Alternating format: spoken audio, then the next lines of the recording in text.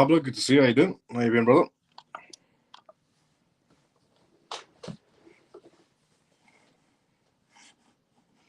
First one in as always. Let's go. Just trying to pin the live. Evening, Miles, CMF. Joe, good to see you as well. How you doing? How you been, Joe?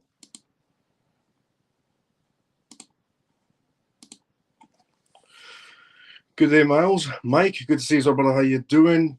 Evening, Miles of CMF. Jason, good to see you as well. How you doing? Morning, Miles of CMF. Shelly, good to see you as well. How you doing? Morning.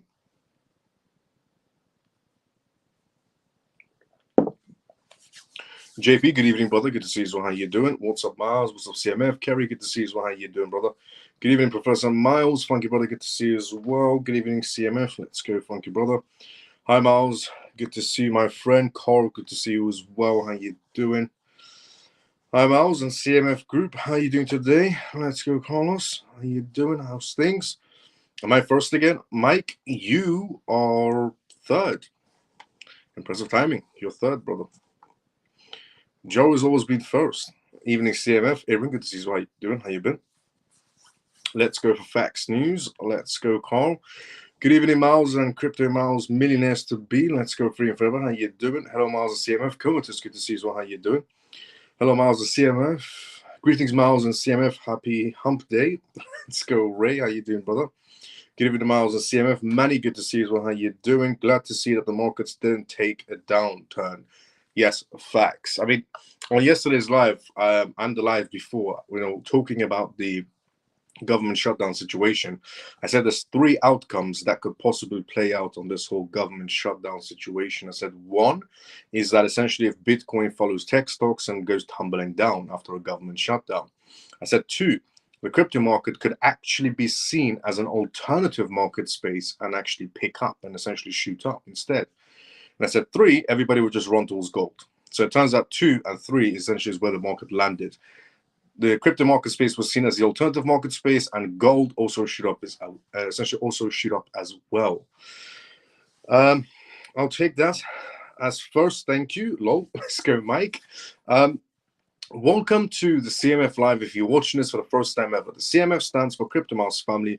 My name is Miles. You can tune to this live Monday to Friday, 10 p.m. long time onwards for the most recent news regarding cryptocurrencies, CBDCs, AI, politics, regulations, pretty much vital information for you to know about regarding the world completely transforming into a digital space. We also do Q&As on this live as well, which means if you do have any questions, put it outside the comment section. More than happy to help you out. And the disclaimer of this live, as always, is not financial advice, not political advice, and whatever I say is only for entertainment purposes.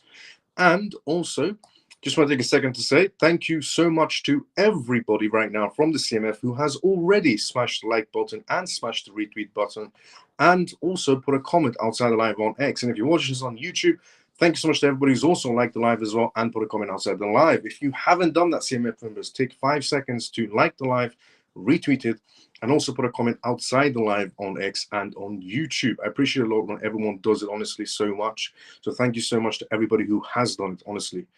Hi, Miles CMF. Stormy, good to see you as well. How you doing? Good evening, Miles CMF. Bull XRP, good to see you as well. How you doing? Happy Pisces, good to see you as well. How you doing? Hello, Miles T, good to see you as well. How you doing? Now, hello, Miles. I love you guys, and I'm happy to be in the house with you. Let's go, Scott. Good to see you as well, brother. Good timing, Scott, because we're just about to go through the first, essentially, news on tonight's live, which is regarding the government shutdown. So let's just talk about what happened and regarding the markets shooting up very nicely, to be fairly honest. So here's essentially what's happened. Shutdown sparks investor shift to Bitcoin, gold, and essentially cryptocurrencies. While the American essentially administration is paralyzed by the new shutdown, essentially the crypto markets offers an unexpected rebound, defying the ambient volatility that was essentially the crypto market was experiencing previously. This gap between political chaos and essentially the crypto markets raises a question. Are we witnessing a lasting shift and a climate of mistrust essentially towards institutions, and are decentralized assets benefiting essentially because the traditional market sense is failing and that crypto is genuinely right now being seen as an alternative market space. There was some data that was released today regarding how much essentially liquidity poured inside the market space. And roughly the moment essentially it was announced that the market, essentially the government shutdown is happening, the crypto market space had roughly about $70 billion enter into it in terms of liquidity within 30 minutes. That is incredible. That does definitely show that there is confidence essentially towards the crypto markets being seen as an alternative market space against the traditional market space. For $70 billion to be entering in space about 30 minutes in terms of liquidity, that is just ridiculous. So on October 1st, the United States officially entered its first government shutdown since 2018, as predicted essentially by polymarket traders. This deadlock stems from the Congress' inability to essentially adopt a temporary budget resolution for the 2026 fiscal year. The Republicans' proposal, lacking the adjustments required, essentially requested by the Democrats, led to a deadlock. The head of the Democratic majority in the Senate, Chuck Schumer, warned that the millions of Americans risk losing their health coverage if no deal is reached. Consistently, essentially, the federal administration is partially paralyzed, a situation essentially unprecedented in 6 years.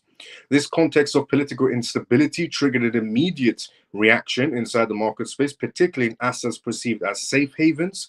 In this essentially regard, several key indicators recorded significant movements. Bitcoin essentially rose 2.9% in 24 hours, reaching $117,288.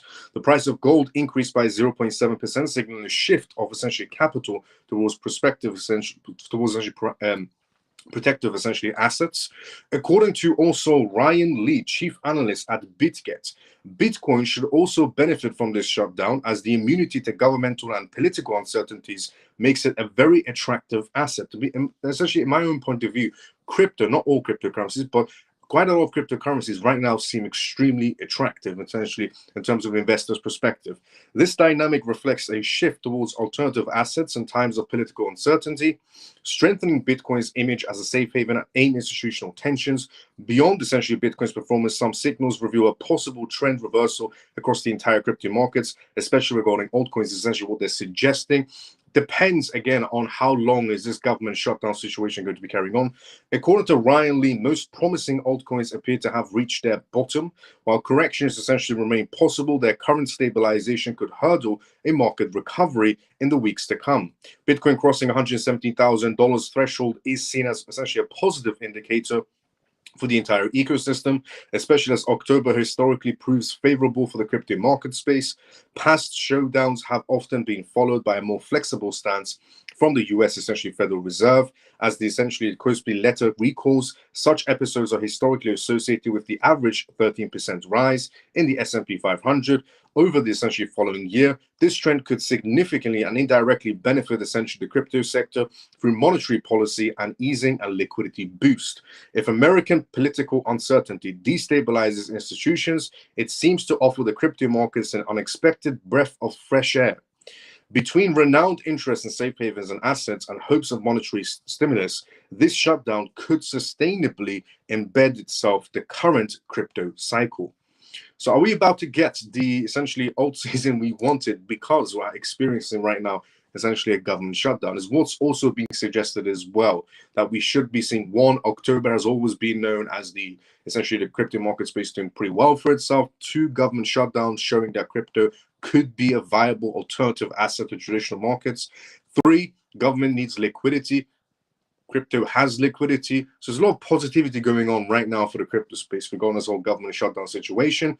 I think a lot of people inside the Democratic Party maybe thought it would backfire and the markets would crash. The stock market is a bit staggered, but crypto is doing tremendously well for itself, to be fairly honest.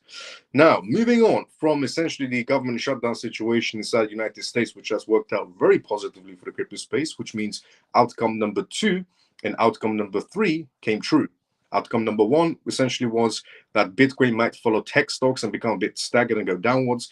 Outcome number 2 essentially was that the crypto market space could actually be seen as an alternative market space and do well, which played out. And essentially outcome number 3, as I said, gold essentially will go up, which also played out as well. Now, Bank of England essentially is what we're going to talk about next on tonight's live. So, since the United States and the United Kingdom had that conversation with Donald Trump and Keir Starmer talking about the digital world we're going to be heading towards, the Bank of England today came out with a very, very interesting perspective, which is that the Bank of England is going to be supporting stablecoin innovation impact on the banks now. The Bank of England Governor Andrew Bailey announced in London today that stablecoins could alter the UK's financial systems by reducing essential reliance on commercial banks, hinting at the future regulatory changes. Bailey's comments suggest significant shifts in the UK's financial landscape, posing possible impacts on asset regulations, liquidity, and evolving roles of stablecoins in monetary policies. Andrew Bailey, the governor of Bank of England, announced support for stablecoins to reduce resilience on commercial banks, signaling a shift in the UK's financial policy. The Bank of England has just come out. By the way, Andrew Bailey said he said he hates stablecoins. He hates the crypto market space because they take money away from bankers and puts it inside a DeFi space, and therefore he hated the crypto market space. But all of a sudden, after a visit from Donald Trump to the United Kingdom and Keir Starmer coming to a conversation, coming to some sort of an agreement of a digital world, we have Mr. Andrew Bailey coming out of nowhere saying he supports stablecoins and that he thinks it's a great idea that stablecoins are going to take the power away from commercial banks and essentially bring it back into the country. So here's essentially what Andrew Bailey's stance is. Andrew Bailey's stance suggests potential regulatory changes affecting digital currencies and traditional banking structures, with broad industry implications. The Bank of England's Governor Andrew Bailey has expressed that stablecoins could reduce the UK reliance on commercial banks by creating a partial separation of money. This announcement, essentially published in the Financial Times, marks a notable policy shift towards embracing financial innovation, finally in England, also by the Bank of England. Bailey, formerly head of the Financial Conduct Authority, underscores the most commercial bank assets aren't risk-free, in his words. He said most of the assets backing commercial bank money are not risk-free. They are loans to individuals and to companies. The system does not have to be organized like this. He advocates for regulatory adjustments to foster stablecoin usage and potentially altering the financial sector landscape. The announcement could lead to substantial impacts on UK banks and cryptocurrency markets, where cryptocurrency is looking good right now, UK banks not so much, especially stablecoins. Bailey has highlighted that UK stablecoins should access Bank of England accounts, reinforcing their financial status. This is odd because the Bank of England is not looking after any other bank in the UK by mentioning these things. Essentially coming out saying stablecoins and the Bank of England, this could work, but what about the other banks? Who cares about the other banks? Essentially is what he's saying. Critics and supporters alike are assessing the financial and regulatory ramifications of Bailey's essentially comments, anticipating potential changes in market dynamics and liquidity conditions for digital assets. Historically, the Bank of England approached stablecoins with a cautious stance, differing from other central banks like the European Central Bank, who essentially says stablecoins could work. But the Bank of England was always on the stance of, no, stablecoins, bad idea, because it takes power away from the banks. But now coming out saying, who cares about the commercial banks? We care about the Bank of England and stablecoins. Bailey's statements reflects an evolution in a stance, suggesting an openness to monetary frameworks based on financial trends. Adopting stablecoins could influence commercial bank credit dominance and encourage a broader usage of cryptocurrencies inside the United Kingdom, resulting in such transformative changes across financial systems. This is huge, to be fairly honest, because if you know, essentially, Washington, D.C. being the capital of publics and its own essentially sovereignty, City of London essentially being its own sovereignty in terms of money, and essentially the Vatican being its own sovereignty in terms of religion. These three places pretty much run the world. And America's been on board for cryptocurrency since Donald Trump became president. Now the UK, which is the capital of money pretty much, is also essentially turning towards stablecoins. This is massive news, especially coming from Andrew Bailey, the head of essentially the Bank of England, who didn't like the idea of cryptocurrencies because it takes power away from essentially the commercial banks. But now coming around saying, who cares about the commercial banks? Let's go all in on crypto and stablecoins. That is massive news, absolutely massive news. Now, New York is what we're going to talk about next. Moving on from the Bank of England to New York. New York enforces stricter crypto custody rules aimed at leadership changes. The New York Department of Financial Services has implemented stricter crypto custody, essentially regulations requiring essentially segregation of customer assets effective during bankruptcies to ensure robust asset protection measures. So the New York Financial Department right now is coming out essentially and trying to make the crypto rules a little bit more strict, but only on the safe side, not to restrict essentially innovation, but to protect the people inside the essential crypto sector. These enhanced regulations aim to prevent asset loss in terms of bankruptcy, reflecting broader efforts in terms of to protect customer holdings and maintain industry confidence in cryptocurrency custodians. The New York Department of Financial Services, the NYDFS, has introduced new rules for crypto custody, requiring customers' assets to be protected and segregated. These actions come essentially in response to issues arising from the recent high-profile crypto bankruptcies, such as the FTX situation.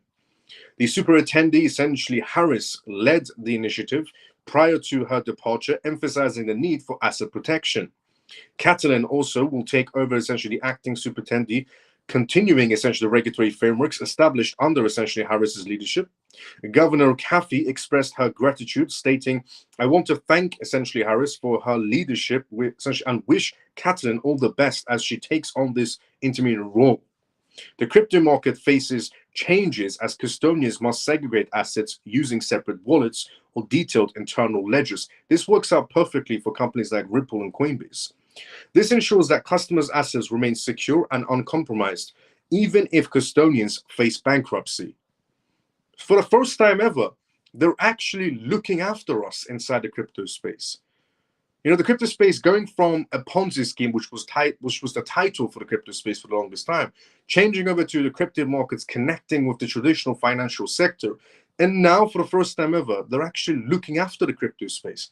They're saying, you know, if you want to be a crypto custodian, you have to segregate your customers' assets so that if you do essentially go bankrupt as a company, your customers' essential crypto assets are safe. That's brilliant. The new rules might increase operational costs for New York licensed exchanges. However, they aim to build trust and stability within the crypto space by preventing asset essentially misuse, as seen in previous scandals inside the crypto space. The implementation reflects wider regulatory moves inside the US, aligning with guidance from bodies like the SEC, with no immediate market shifts have been reported, but overseeing custodians now face increased compliance demands. But these are good demands. These are demands that actually look after people inside the crypto space. Historical analysis shows that such regulations essentially bluster investor confidence. Of course it would, because the New York Financial Department is now looking after the crypto space by telling custodians, segregate your clients' assets. So if your company goes bankrupt, your clients' crypto assets are safe. And safeguards against insolvency risks. The focus on asset protection aims to prevent essentially what happened in the past to never happen again inside the crypto space with scenarios like the FTX situation. This is incredible. That, you know, essentially we're getting these types of announcements, one from the Bank of England, two essentially from the New York Financial Department, talking about how they care about the crypto space, how they want to protect people inside the crypto space by telling custodians, separate your clients' assets. So if you go bankrupt, at least your clients' crypto assets are perfectly safe. That is incredible news as well. Now, before we go to the next news, which is regarding Abu Dhabi, moving on from the Bank of England and New York and essentially going into Abu Dhabi. But before we talk about that, let's go inside the comment section first.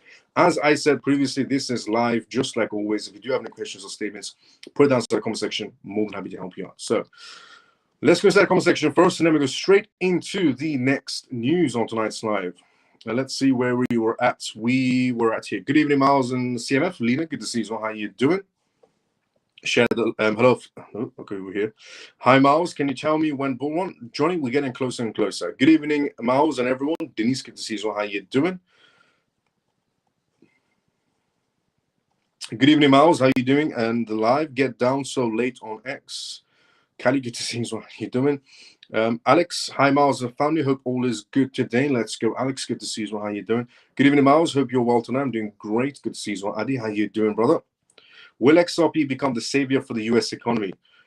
It definitely could, 100% my point of view, but it's just about, are they going to utilize it now or a little bit later on? Hello, my friend. Let's go, Scott. Miles, have you heard about Fluid platform? Do you think it's better to just keep our assets in Tangent wallet and avoid staking because of tax implications? Let me know your opinion about it. So regarding different, so when it comes to crypto tax, it depends, essentially on your own jurisdictions. Some jurisdictions will have certain laws in place for regarding staking of cryptocurrencies in terms of tax, and some won't have any in place yet, and they're operating in gray areas. Also, it's very important to understand when you stake your cryptocurrencies, depending on what platform you're choosing, please make sure that you've chosen a safe platform. Like Binance is a safe platform, our point of view, not financial advice. Coinbase is also safe, so is crypto.com, so is Kraken. And essentially, there's a few ones out there as well, but these are the main ones essentially that run the show.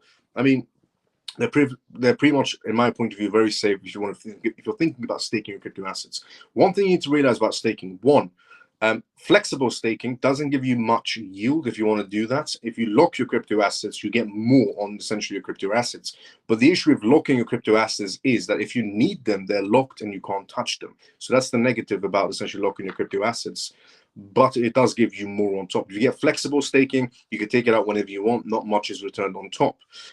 Do you want to essentially, is it a safe idea to stake your crypto assets? Yes.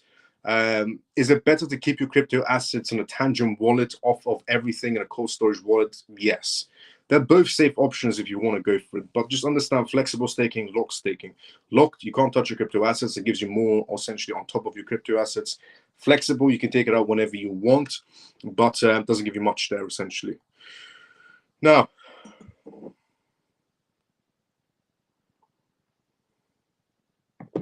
let's see where we're at. And regarding Fluid platform, no, I haven't used it, to be fairly honest.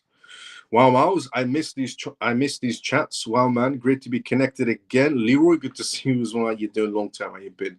What strategy would be appropriate for long-term investments? Obviously, no financial advice. What strategy would be better for long-term investments? In terms of what, holding it? If you're thinking about holding your crypto assets for a long time, then cold storage wallet is the best solution. I know people might tell you essentially inside the crypto space that an LLC is the best thing you can do for your crypto assets. It's really not.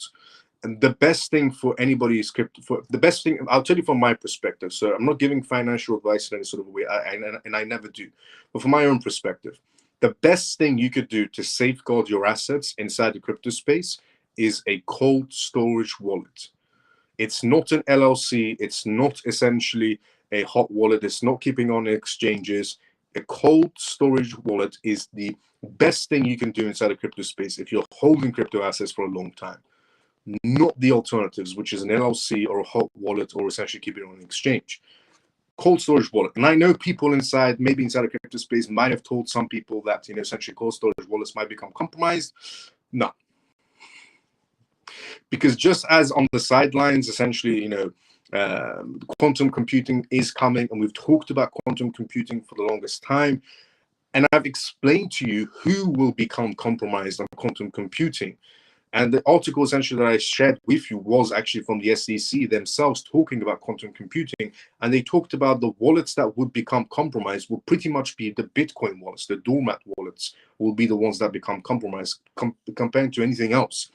And then I explained to you also that essentially regarding Ripple, essentially Cardano Foundation, Solana's Foundation, AVAX Foundation, behind all these projects, they're also essentially maintaining and upgrading their chains essentially so that they don't become compromised in a quantum scenario. So if there are people telling you, get your crypto off the cold storage wallet and put it in an LLC, it's much more safe for you, they don't know what they're talking about. A cold storage wallet is the safest place for any crypto asset, in my point of view, not financial advice whatsoever. And I'm not being paid to say this because I'm not promoting any company in any sort of way either. But if someone is out there telling you, this LLC company or that LLC company and so on, they're all terrible. The best option, cold storage wallet, full stop. Things haven't changed. Cold storage wallet is still the best option, will remain the best option going into the future. XRP and XLM are about to what they're supposed to be and expect to be. Are you already on the wagon? Let's go, Scott. Is what I would say, essentially, Carl, regarding long-term investments. That's what you're referring to regarding keeping your assets safe. Aaron, how you doing? Good evening, Miles and family. Ian, good to see you. How you doing? Hi, Miles and everyone. Hope everyone is well. One love. Good to see you. How you doing? Great news. Let's go. Happy Pisces. Cold storage wallet. Let's go, Scott. Now, Abu Dhabi. Abu Dhabi bans crypto mining on farmland. So this might be the first Bitcoin banning you could pretty much, we've seen in 2025 from any jurisdiction around the world. And it's Abu Dhabi in a major move to regulate the use of land and power. Abu Dhabi has officially banned cryptocurrency mining activities on farmland. The new regulations was announced today to prevent misuse of agricultural lands, essentially, and protect essential services. Authorities now warn that anyone caught mining any sort of Bitcoin or any other tokens on farmlands in Abu Dhabi could face a penalty, a massive fine. And many also have their utility services disconnected as well. The decision follows growing concerns about the misuse of farmland for high energy activities like crypto mining, which not only violates land use laws, but also puts a massive strain on local energy supplies. Farming areas are intended to support food production and environmental sustainability. However, the increasing number of illegal crypto mining setups in these zones has triggered an alarm for Abu Dhabi. The energy-intensive nature of mining puts added pressure on local grids, leading to a potential disruptions for residents and agricultural operations. By cutting off services to the violators, Abu Dhabi hopes essentially to encourage this essentially practice entirely and ensure that farmlands are used strictly for agricultural purposes. The government has made it clear that enforcement will be strict. Officials have started surveillance and inspections to detect illegal mining setups. If found, property owners could be liable even if they were unaware of the activities taking place on their land. This regulation essentially forms a part of a broader effort by the United Arab Emirates, the UAE, to maintain a balanced approach towards crypto regulations, encouraging strong boundaries where necessary and essentially when it comes to energy conversations and land management. This might be the first time essentially in 2025 we've heard any country ban essentially mining. We used to hear crypto mining getting banned in 2024, 2023, 2022, 2021, and so on, so much. 2025, Abu Dhabi, the UAE has banned crypto mining on farmlands. And if anybody does it, massive fine, and they'll even cut your energy. Now, another reason why essentially XRP ledger is just better. You don't need to mine XRP, which means no essential waste of energy. Now, moving on from Abu Dhabi and essentially talking about Michael Saylor, the #1 Bitcoin advocate in the entire world is Michael Saylor. He's even much more of a bigger Bitcoin essentially advocate than the man who started Bitcoin himself. Or woman, we don't know. Satoshi Nakamoto could be a group of people. Michael Saylor aims for $1 trillion worth of Bitcoin for his treasury. $1 trillion is what Michael Saylor is aiming for. Michael Saylor, executive chairman of MicroStrategy, announced the company's ambitious plan to amass $1 trillion in Bitcoin during a recent interview, positioning it as the treasury cornerstone. Michael Saylor wants to become the BlackRock of Bitcoin treasury companies. This strategy highlights Bitcoin's potential as a foundational asset, sparking debate among experts and affecting corporate treasuries and strategies globally. Michael Saylor, executive chairman of MicroStrategy, has articulated a bold strategy to accumulate $1 trillion worth of Bitcoin. This initiative positions Bitcoin as a cornerstone of the firm's finance strategy, potentially impacting their global financial systems. Under Saylor's leadership, MicroStrategy plans on this matter. He's been doing this since essentially 2020. And this strategy may bolster Bitcoin status in the financial markets because strategy is essentially announcing they're going for that $1 trillion target. Saylor's initiative suggests a growing trend among companies to use Bitcoin as treasury assets, potentially increasing its scarce over essentially value over time. Financial analysts have warned of the risk related to shareholder dilution due to MicroStrategy's funding approach. Saylor's essentially comparison of Bitcoin to transformative technologies like electricity emphasizes perceived long-term impact. Saylor's ambition could lead to broader institutional adoption of Bitcoin despite the criticism from financial analysts. Such essentially adoption could stabilize Bitcoin prices and reduce volatility through increased corporate buying. The strategy's success remains contingent on financial market conditions and regulatory environments. And historical trends have shown potential for Bitcoin to disrupt the traditional financial markets, but outcomes depend on evolving market dynamics and regulatory responses. He said, I see Bitcoin as digital energy, akin to fire, electricity, and oil, property, capital, and energy in cyberspace, Michael Saylor said. I just want to mention one thing. The first line he mentioned, I see Bitcoin as digital energy. Bitcoin does use a lot of energy, to be fairly honest.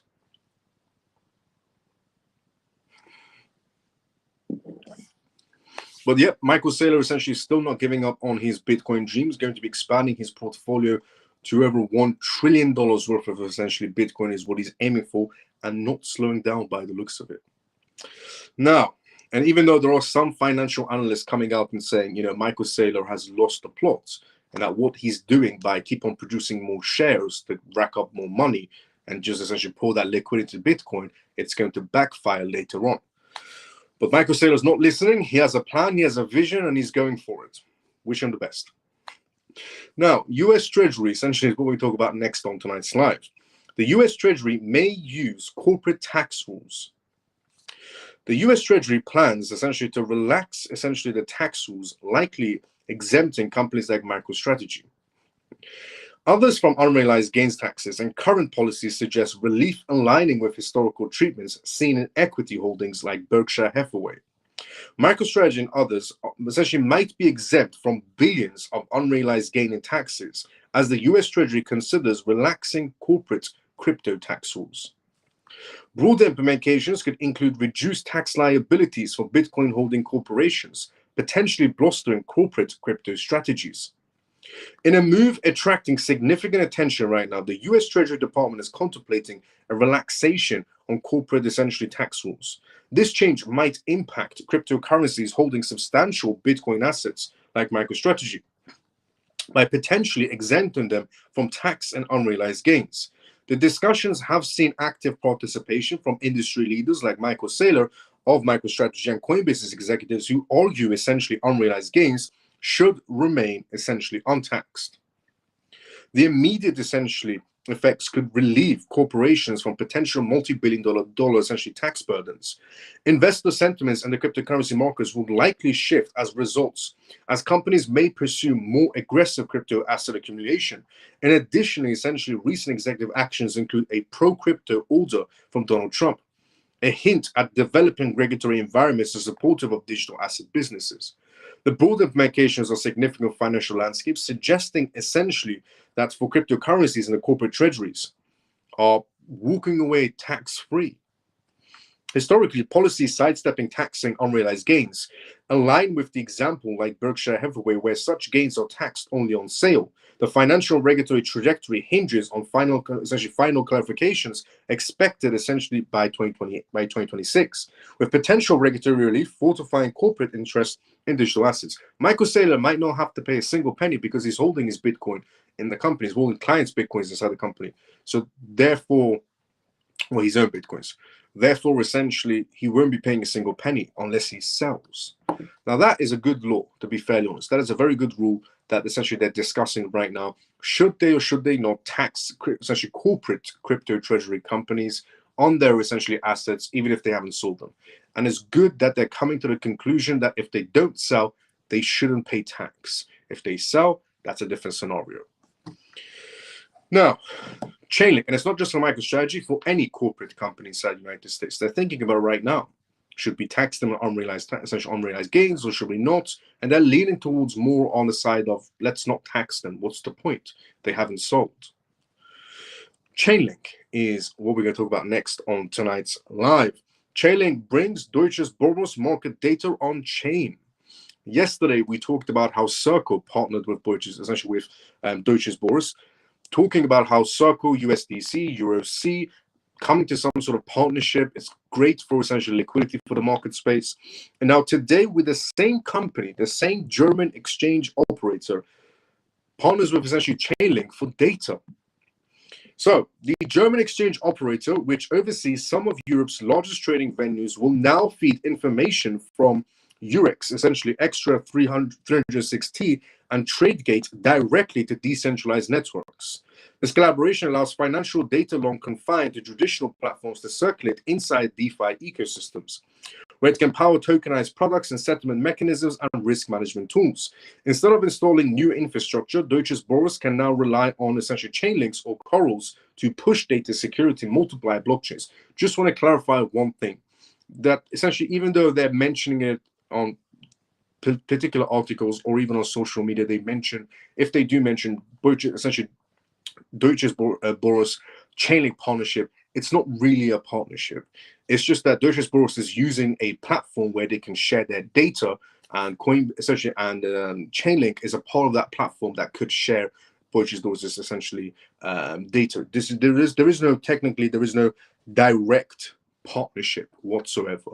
Because I know there's a lot of misinformation inside the crypto space, and they might come out tweeting Chainlink and Deutsche Börse partner together. There's no partnership.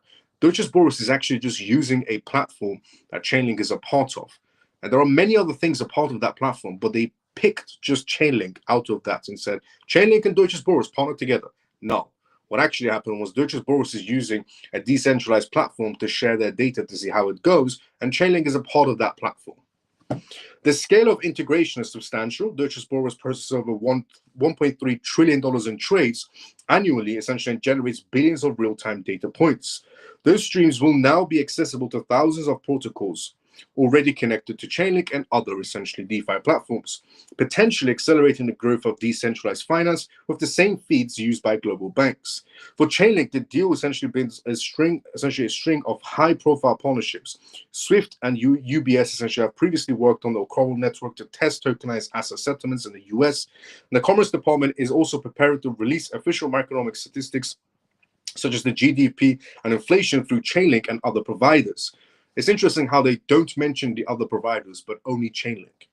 By blending essentially Europe's most trusted market data with decentralized infrastructure, Deutsche Börse and Chainlink, and the other platforms, which they don't want to mention for some reason, just to make it look like it's a Chainlink partnership when it isn't, are laying the groundwork for the future where traditional finance and blockchain applications run on the same trusted information. I hate it when essentially they pick and choose what they want to share with the public and just hide the rest of the information. I hate it when they do that, because everybody should know the full aspects of it. And the full essentially aspect of it is that Chainlink is a part of a DeFi essentially data platform with a few other essentially blockchains and a few other companies. Deutsche Börse connected to this DeFi platform where Chainlink is a part of, and essentially they can be testing out their essentially data points. This is not a direct partnership, as the news may suggest it, or people might suggest it on X. This is just something that everybody's a part of. It almost reminds me of when people said Quant is a partner of the Bank of England and Ripple isn't. Whereas the actual news was the Bank of England was doing essentially testings, and they said, who wants to participate in our research study? And Quant said, we'll essentially participate. And every crypto influencer ran, Quant partnered with Bank of England. And that's not what happened. It was just who wants to participate? And Quant said, can we participate? Pretty much. But everybody ran with that news as well. Everybody's running maybe with this news, essentially, that Deutsche Börse is part of. This is not a direct partnership in any sort of a way. This is why I hate it, essentially, when they hide information and don't tell people the full story. But that's why I'm here, to always tell you the full story. Now, Cardano. Cardano founder confirms Google Cloud collab with Midnight Project. This is an actual collab. A direct collab. And it is a project that we rarely talk about on this live show, which is Cardano. Charles Hoskin, the co-founder of Cardano, has confirmed a collaboration between Google Cloud and the Midnight Foundation. The partnership focused on data protection will support Midnight at essentially a privacy-preserving sidechain for Cardano, developed by Input Output Global IOG. Midnight's official page, essentially on X, made the announcement clearly outlining essentially Google Cloud roles in the partnership and use of zero-knowledge essentially technology. The center of the collaboration is advancing privacy infrastructures and zero-knowledge ZK technology, a cryptographic method that allows one party to prove they know a piece of or essentially of information without revealing it. This would help essentially bring blockchain solutions into the sectors that handle sensitive information such as finance, healthcare, and government. While Cardano's public essentially blockchain is a foundational ledger for decentralized apps, the Midnight essentially network is set up as a complementary partner chain to provide a layer of programmable privacy. Institutions love privacy. Organizations are under pressure to innovate with sensitive data while maintaining complete control over it, said essentially Fahim Sayed, the president of Midnight Foundation, adding Midnight transforms privacy from technical barriers into a competitive advantage, enabling essentially confidential financial systems of verifiable digital identities and securing applications that operate at a scale on regulatory compliance built in. The Google Cloud team will provide the critical technical support, including running a validator for Midnight Network and offering a security service through its mandate, essentially division.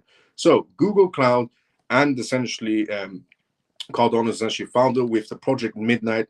That is an actual direct collaboration. Great news essentially for Cardano, great news for the founder of Cardano. To be fairly honest, absolutely great news. Now, moving on from that to tax. Now, we talked about essentially the corporate side of tax and so on regarding the taxation of crypto assets, and it is a big subject right now inside the United States. And we talked about taxation yesterday, but today there was an actual meeting inside the US regarding crypto tax, and we have updates. US lawmakers grapple with the crypto tax policies. US lawmakers debated crypto tax policies at essentially today's Senate Committee on Finance hearing, including possible tax exemptions for crypto transactions below a certain threshold and how income from staking services should be classified. Lawrence, the vice president of tax at crypto exchange Coinbase, urged the Senate committee to consider a de minimis tax exemption for cryptocurrency transactions under $300. So if you're essentially moving about $300 or under $300, you shouldn't be taxed on crypto. To encourage commercial use payments and ensure innovation occurs inside the US. I agree. If we want to tax every single last penny when it comes to cryptocurrencies, then innovation is going to die overnight inside the US like this. So there has to be, in a perfect world, no tax would be the best scenario. But we don't live in a perfect world. We live in a world of greed. So setting a limit of if you go beyond this threshold, then you get crypto tax. If you stay below this threshold, then you're perfectly tax-free is okay, because then people can spend their cryptocurrencies up to a certain threshold and not be taxed. Imagine buying groceries and you get taxed on your crypto. It makes no sense. Or essentially paying for a bill makes no sense. If you're buying a large purchase, you're buying a house or a car or something extremely expensive, then that's when the tax starts to apply. Lawrence, essentially, on this matter, the guiding principle is simple. Essentially, party with traditional finance, the same tax rules should apply to same economic activities, whether it involves commodities, stocks, or tokens on a blockchain. Right now, that party does not exist.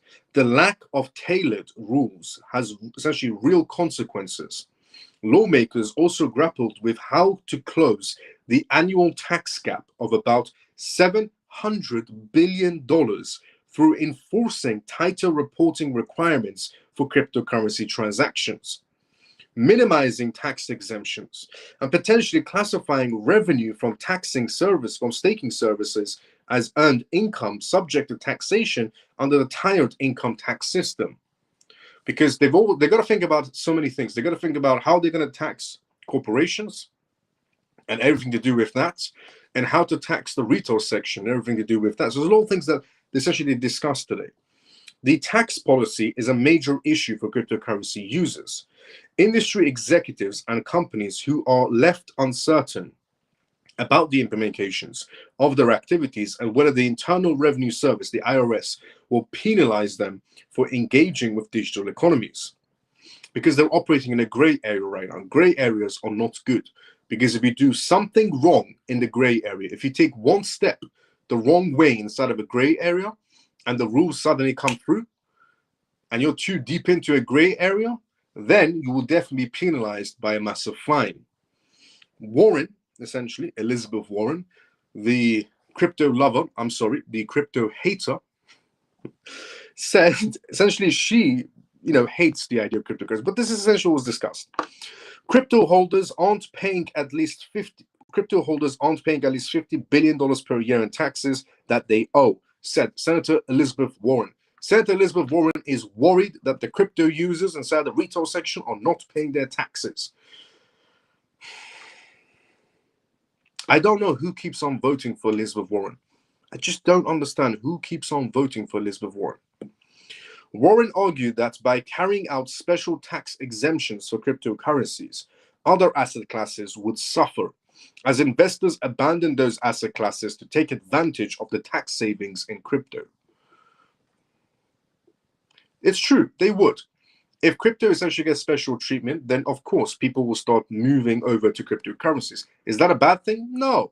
For us it isn't. For once in our lifetimes, let the retail section thrive for once. The Joint Committee on Taxation estimates that this proposal alone would be $5.8 billion in tax boosts for the crypto investors, Warren added. If it was up to Elizabeth Warren, she would try to squeeze every last penny out of the crypto retail section, if it was up to Elizabeth Warren. Thank God it isn't. Senator Elizabeth Warren drew a line between special tax exemptions for crypto and money laundering. And I've said this a million times. Senator Elizabeth Warren's portfolio outperforms hedge funds, where then essentially they have 100 people working for a hedge fund. For example, in Wall Street, let's say there's about 100 people working for one hedge fund or thousands of hedge funds. Those firms are getting beat by Elizabeth Warren. That doesn't add up, and it's never added up. And somebody like this, who essentially has a portfolio that beats hedge funds with hundreds of employees, somebody like this is coming out saying the crypto users are missing out on tax. Why should they get special treatment? We should be taxing crypto users all the way into the ground. They're money laundering. They're inside information trading. But her portfolio beats hedge funds with hundreds of employees. And we're the evil people that don't pay our taxes and don't essentially, and we're money laundering, essentially, according to Elizabeth Warren. She concluded, essentially, Senator Elizabeth Warren, she concluded that it would provide clear to evade US sanctions and surveillance by financial crimes and enforcement networks. She was getting very heated and serious. She concluded by saying that no special tax exemptions should be granted for digital assets and that all money made from crypto transactions should be taxed under the existing policy frameworks governing securities and commodities investings and going directly into her pockets. That part wasn't added, but you can essentially tell where it's going to be going. Because if the government is going to be taxing the crypto users into the ground, first, it's going to kill innovation. If the US government turns around essentially tomorrow and says they're going to be taxing the crypto users into the ground, it's going to kill innovation overnight, which means Elizabeth Warren single-handedly would have just destroyed one of the biggest economies rising right now inside the US market space. That's essentially how much of a moron she is. And also, this is why I compare her. The brain cells is just pretty much talking to a goldfish.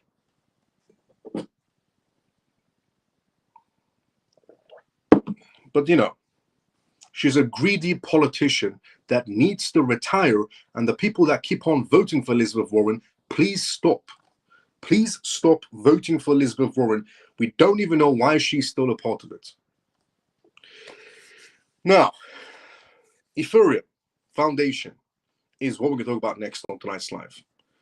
Honestly, I would vote for anyone running against Elizabeth Warren. I'm not even an American citizen. Somehow I'll try to vote for anyone against Elizabeth Warren. Ethereum Foundation is what we're going to talk about next, essentially, on tonight's live. Ethereum Foundation realized that privacy is the biggest thing when it comes to institutions, which was Ripple's biggest play, and it still is. And this is why Ripple is ahead of the game. Genuinely, this is why Ripple is ahead of the game. And Ethereum is starting to realize it. So, Igor and Andy have been appointed to lead Ethereum's foundation privacy initiative, focus on strict alignments and practical product developments for scalable privacy solutions. This leadership change marks Ethereum's shift from research to production-ready privacy tools. As much as governments, banks, and institutions tell the world transparency is what the world should be running on. Transparency, transparency, transparency. The reality of it is institutions actually want privacy. For the retail section, transparency is essentially where we're heading towards. For institutions, privacy is what matters. And that's what Ripple catered to a lot.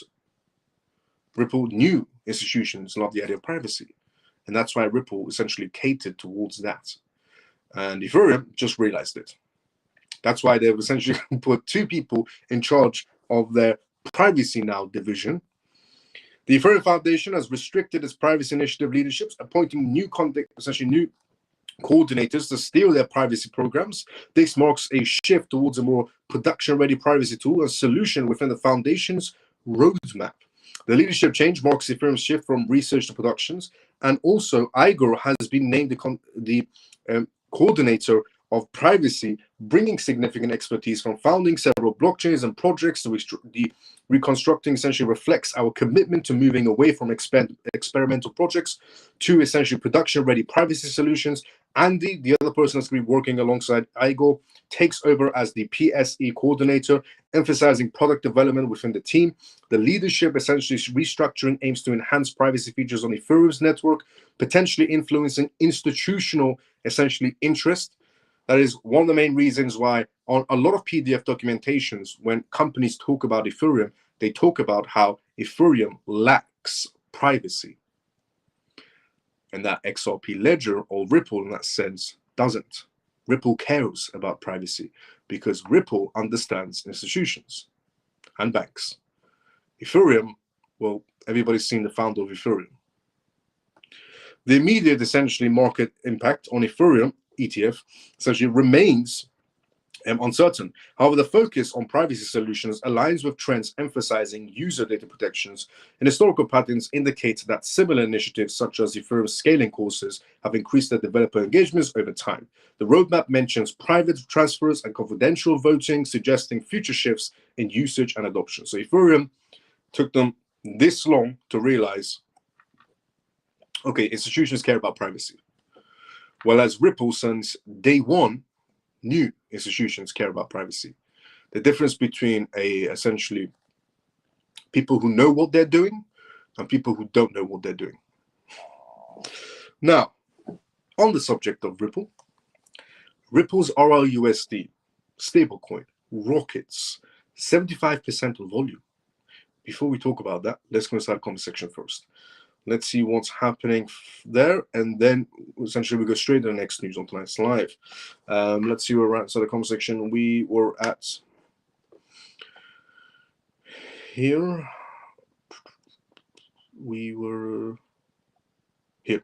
Miles always keeping it real. Let's go, Ray. Hi, Miles, CMF. Hope everyone is doing good. Ronnie, good to see you, brother. How you doing?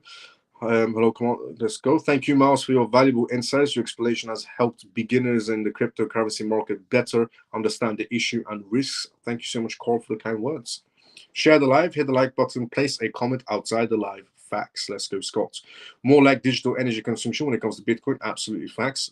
Maybe it will backfire on the MS, but have to admire his conviction on something he believes in 100%. I agree. Let's go, Scott. Hi, Miles of CMF. George, good to see you. How you do? Facts. Let's go, Ray. We're going Elizabeth Warren. Yep. What about her? Exactly, Shelly. Absolutely facts. All about Elizabeth Warren. Regarding her portfolio, what weren't taxes invented by those evil people from a long ago? They still run the show. Yeah, they pretty much still run the show. I think they're going to be continuing running the show. Miles, how can I make money from my XRP?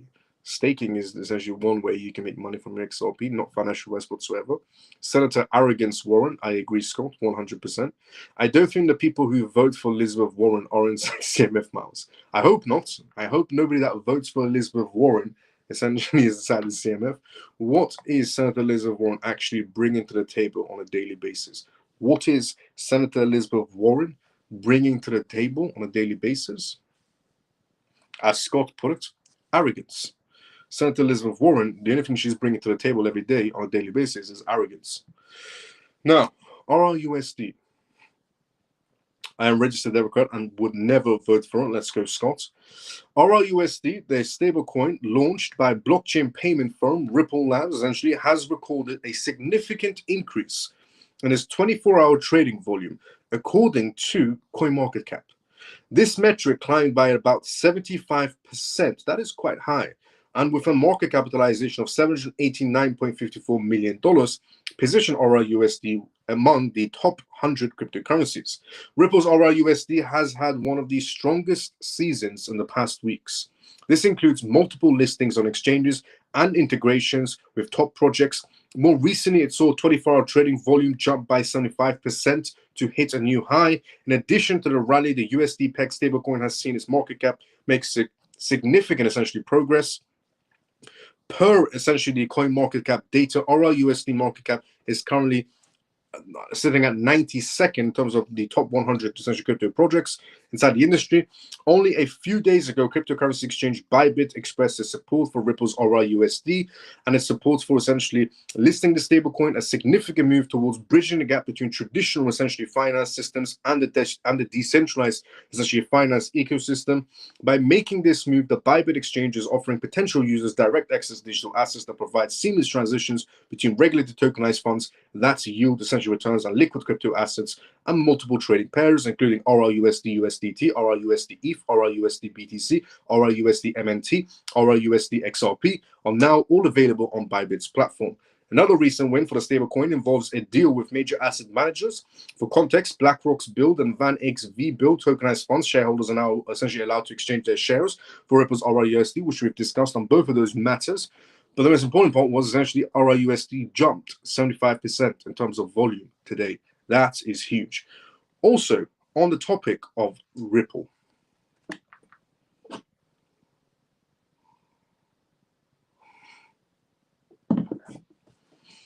Ripple versus Swift.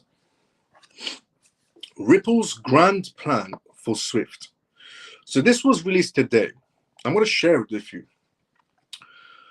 Ripple's grand plan for Swift, according to Chris Larsen, who's also a part of Ripple. For decades, Swift has been the undisputed backbone of cross-border banking, essentially facing trillions in global payments daily. But Ripple's leadership believes the system's inefficiencies have left room for disruption. And they've never hidden their ambition to step into that space. And they really haven't. Since day one, Ripple has been very loud on what they're doing. A recent clip shared essentially on essentially X has reinitiated this conversation, highlighting Ripple's co-founder Chris Larsen and CEO Brad outlining nothing short of a takeover strategy. In the video circulated, essentially, Ripple's co-founder Chris Larsen described the company's work as a replacement for Swift in correspondent banking. According to Larsen, Ripple's approach centers on essentially connecting payment providers and wallets through ILP, using XRP to provide on-demand liquidity. By doing so, financial institutions could avoid maintaining pre-funded accounts across multiple jurisdictions, a system Larsen criticized as inefficient. We think that's a winning kind of a killer app, he added, positioning Ripple's solution as a direct challenge to current correspondent banking models.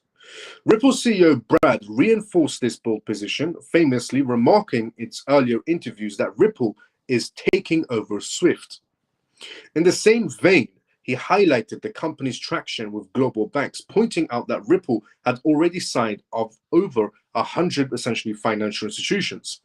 This language marks clear that Ripple sees itself less as a complementary partner to Swift and more as an outright competitor seeking to displace it. At the core, essentially, of Ripple's strategy is ILP, a protocol designed to bridge essentially the Desperate payment networks, unlike SWIFT, which essentially primarily functions on the secure messaging system for banks. ILPs aim to route essentially actual value across ledgers. When paired with the XRP, essentially as an on-demand liquidity asset, this infrastructure promises faster settlements and reduced resilience on Nostro and Vostro accounts. Still, while the ILP essentially technical frameworks is essentially sound, scaling it essentially across thousands of global financial institutions remains the monumental challenge. Adoption depends on regulations and institutional essentially confidence and a willingness by banks to shift away from a decade-old system like SWIFT. Ripple has actively pursued steps to bolster its legitimacy inside the financial sector, including applying for the US National Bank Charter. These moves indicate a long-term plan to further integrate with traditional banking systems. However, while Ripple frequently cites its growing list of partners, independent verifications of the scale of XRP-based transactions volumes remains limited. Analysts note that while Ripple has achieved notable pilot programs of partnerships replacing SWIFT, with its network of over 11,000 institutions worldwide now, is essentially a marathon, not a sprint. The gap between bold executive statements and verifiable market dominance, Ripple's leadership have made it clear. Their mission is not to work alongside SWIFT, but to offer a much more superior alternative.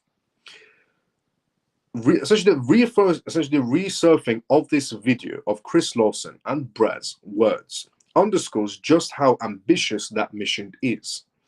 The real test, however, lies in execution. Verified bank adoption, transparent transaction data, and regulatory approvals will determine whether Ripple's killer app evolves from vision to global reality. I've been saying this for the longest time. Ripple is not here to essentially play nice. They're here to take over. They've been very loud and very bold right off the bat. And with Chris Lawson, co-founder of essentially Ripple, and essentially Brad, CEO of Ripple, coming out saying these words of, we're not really in essentially of, can we help out? We're more in the category of we want to replace SWIFT. And day by day, we're getting announcements from SWIFT saying SWIFT is partnering with this chain and that chain for testing this, testing that. Now they're trying to do their own chain. They're late. They're late to the game. SWIFT should have taken blockchain much, much more earlier on as a genuine thing. Instead, they shrugged it off and said, nah, blockchain is never going to work. Until that day came when Ripple got their name alongside SWIFT on that PDF document for cross-border payments from the Bank of International Settlements, public information. That day changed everything for SWIFT. About a week later, they made their first announcements regarding their entering inside the blockchain space, because now they saw Ripple's true potential. This is why they're so late into the game, where SWIFT is now thinking about, oh, let's do our own blockchain. Or how Ethereum is now thinking to themselves, let's go into privacy because that's what institutions care about. But since day one, Ripple worked alongside banks. Since day one, Ripple knew institutions want privacy. And those two factors essentially is what pushed Ripple all the way through. With the massive partnerships and acquisitions they're doing, the licenses they got worldwide, because they knew what they were doing, working alongside banks and caring about privacy when it comes to institutions. And that is why 100% they're going to be running the show. On that note, honestly, this is why I say SWIFT reminds me of Blockbuster and Ripple reminds you of Netflix. They just didn't realize it quick enough. And because SWIFT didn't realize it quick enough, it's going to fail. Same way Blockbuster didn't realize quick enough what was really happening, and they collapsed. Now, on that note, we have reached the endings of tonight's live. This was the CMF Live, essentially stands for Crypto Mouse Family. My name is Miles. You can tune to this live Monday to Friday, 10 p.m. London time onwards. The most recent news regarding cryptocurrency, CBDCs, AI, politics, regulations, vital information for you to know about. So what's happening around the world in terms of the digital space. And today we had some amazing news. One from the Bank of England is talking about essentially how, Andrew Bailey, the head of the Bank of England, talking about how he's more in favor of cryptocurrencies and stablecoins than essentially commercial banks. That is huge coming from the Bank of England. The second thing that was huge was New York actually caring about the financial, essentially Department of New York actually caring about crypto investors. That's massive. And obviously the government shutdown situation. Let's go to the comment section, obviously, before we do leave. But that is massive news that essentially we went for tonight's live. Let's see where we are at. I registered. No, okay, we read that one already. I am tired of her shenanigans. I agree 100%. Well said. Let's go for let's go Scott. XRP, Escrow, Ripple, Chris, Arthur, 44%. XRP, ETFs 25% equals explosion. Hold XRP. Let's go Leon. Swift is just trying to hold on to power. I agree 100%. Good night, good night, and all CMF. Thank you for a great live and news. Let's go JPC tomorrow. But same time as usual, the blockchain has a privacy problem. Public chains sacrifice confidentiality for transparency. Private chains sacrifice openness for control. But businesses need both. Facts. Night Miles and CMF. Pablo, see you tomorrow sometimes as usual as well. Keep big stuff appreciated. Let's go, Skits. Thank you so much, Skits of Crypto. Thanks so much for the kind words. Another awesome show. Night Miles and CMF. Mickey, let's go. See you tomorrow sometimes as usual. Thank you, Mouse and CMF. Have a great night and see you tomorrow. Mike, see you tomorrow at the same time as usual. Mouse, you can't end the show. You were on a roll as usual and sharing a lot of great information. I love you, man. Thank you so much, Scott, for the kind words, brother. But I'll see you tomorrow at 10 o'clock. Same timing as usual. The XRP ETF will be announced soon, and we will be waiting for good news and the rewards, our courage to be on the march towards our financial independence. Let's go, Carl. Facts. Excellent news today, Miles. Thank you, and thanks for all the CMF group. I'll see you tomorrow, Miles. Carlos, let's go. See you tomorrow, same time as usual. Good night, brother Miles and CMF. Thank you, brother. See you tomorrow, same time as usual. Great live, Miles, as usual. Good night, Miles and CMF. Jason, see you tomorrow, brother, same time as usual as well. Thank you, Miles. Have a good night, everyone. Let's go, Stormy. See you tomorrow, same time as usual. Good night, Miles and CMF. Really great news. Thanks. It's only getting better daily. See you tomorrow. Let's go free forever. See you tomorrow, same time as usual. Great as always. Take care, Miles and CMF. Ray. Let's go, brother. See you tomorrow, same time as usual. We can't thank you enough for all you do, Miles. Have a lovely night, all. Let's go, Lena. See you tomorrow, same time as usual as well. Mike, is that a crystal ball? Let's go, Mike. Miles, thanks, Miles, for your insights. Much appreciated. Night and day, CMF. Let's go, Shelly. See you tomorrow, same time as usual. Good night, everyone. Take care of yourselves. Let's go, Ronnie. See you tomorrow, brother, same time as usual. Thank you so much to everybody who has liked and retweeted this live on X. I appreciate every single one of you who always likes and retweets. If you want to show appreciation for the live shows that I do, the only thing essentially you could be doing is liking and retweeting these live shows if you're watching us on X, and liking essentially if you watch us on YouTube, and also putting comments outside the essential live shows as well. I honestly appreciate every single one of you who does that. Thank you so much, genuinely, from the bottom of my heart. Honestly, thank you so much to every single one of you who instantly likes and retweets these live shows and puts a comment outside the live. I will see everybody tomorrow, same timing as usual. The disclaimer of this live also is not financial advice, not political advice, and whatever I say is only for entertainment purposes, as always. And this was episode 384 of the CMF Live. Episode 385 will be tomorrow. See everybody tomorrow, same time as usual, 10 p.m. London time onwards, for the next episode of the CMF Live. Hi, Miles. What option can I have to take money from XRP? Johnny, you already repeated that question. Good night, Miles. Caddy, see you tomorrow, same time as usual. Love you, my family. CMF, you're the best family out there. Let's go, Scott. Miles, thank you for your mother and father for loaning us a great man daily. Scott, thanks so much for the kind words.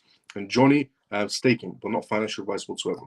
See everybody tomorrow, same time as usual. Love you all. See you tomorrow for episode 385 of the CMF Live at 10 p.m. London time onwards.